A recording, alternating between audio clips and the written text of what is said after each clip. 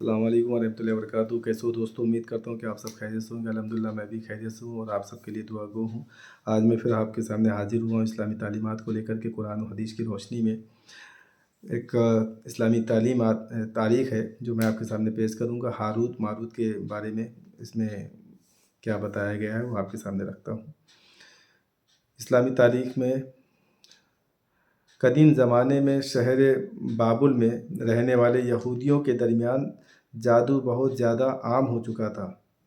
وہ لوگ جادو کے ذریعے عجیب و غریب کمالات دکھاتے تھے، یہاں تک کہ بعض لوگ جادو کے زور پر نبوت کا دعویٰ بھی کرنے لگتے تھے۔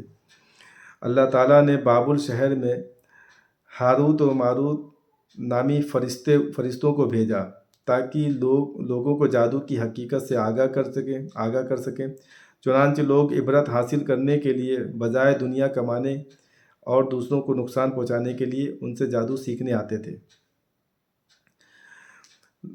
تو یعنی اللہ تعالیٰ نے جو ہے ہاروت ماروت نامی دو فرشتوں کو بھیجا کہ ان کو جاؤ اس جادو سے آگاہ کرواؤ جو جادو یہودی لوگ کرتے ہیں، اور ان کو بتاؤ اس کی حقیقت اور اس کی کاٹ ان کے سامنے رکھو، تو تاکہ لوگوں کو جادو کی حقیقت سے آگاہ کر سکیں اور چنانچہ لوگ عبرت حاصل کر سکیں۔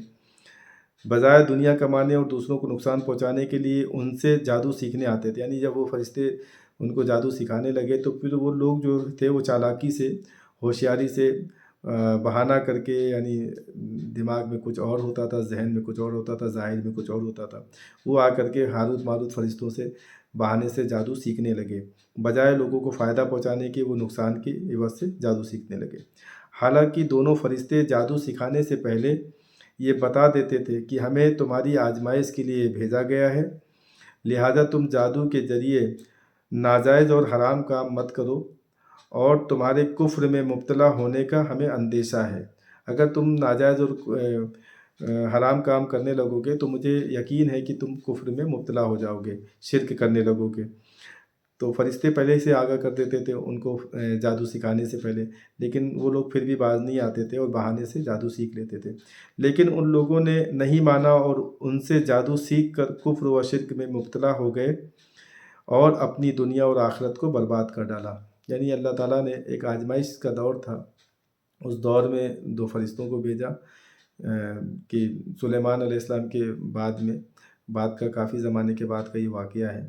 تو ہاروت ماروت فرشتوں کو بھیجا کہ یہ جادو جو یہ یہودی کرتے ہیں اور من گھڑت طریقے سے کر کے پھر اس میں عجیب عجیب کرامات دکھاتے ہیں اور پھر دعویٰ کرنے لگتے ہیں کہ نعوذ باللہ کہ وہ نبی ہونے کا، تو اس جادو کے ذریعے سے ان کی کاٹ بھی بتاؤ ان کو، اور ان کو آگاہ بھی کرو کہ یہ جادو جو ہے خیر کے لیے آپ سیکھیں، نہ کسی کو نقصان پہنچانے کے لیے یا حرام کام میں مبتلا ہونے کے لیے اس کا جادو کا استعمال نہ کریں۔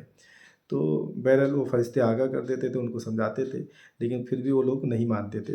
ایسا نہیں ماننے پر جو ہے اللہ تعالیٰ کی اللہ کی طرف سے ان کے لیے پکڑ آ جاتی تھی، پھر ان کے لیے عذاب کے وہ شکار ہو جاتے تھے، پھر ان پر عذاب آ جاتا تھا۔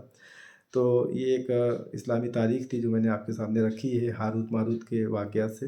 اللہ تعالیٰ مجھے اور آپ کو اور کل امت مسلمہ کو دین کی صحیح بات سمجھنے کی توفیق عطا فرمائے اور اس پر صحیح سے عمل کرنے والا بنائے۔ السلام علیکم ورحمۃ اللہ وبرکاتہ۔ وآخر دعوانا ان الحمد للہ رب العالمین، آمین۔